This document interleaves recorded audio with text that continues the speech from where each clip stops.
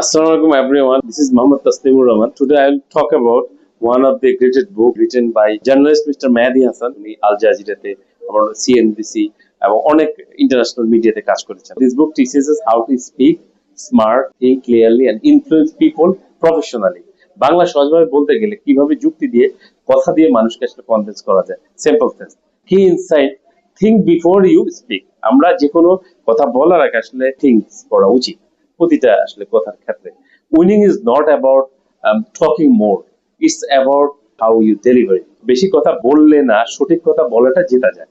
So always know your point, know your facts, know your data and be focused on your main point. And Mr. Mehdi Hasan mostly highlight করছেন control your emotions if you talk about anything. And রাগ দেখালে আপনি আসলে দুর্বল হয়ে যান। So রাগ করার কোনো দরকার নেই। আপনার প্রতিটি স্টেপসে, প্রতিটা আর্গুমেন্ট, ডোন্ট রিঅ্যাক্ট ইনস্ট্যান্ট। হ্যাঁ, respond with logic. That's the main thing. So key insight here: persuasion is a skill. Good communication don't force, they influence.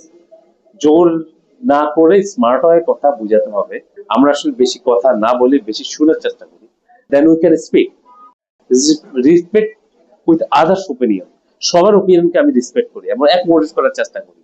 So আমি যদি জাস্ট বলতে চাই আমার ফাইনাল মেসেজটা, if you want to grow in your career, leadership, learn art of argument, the persuasion.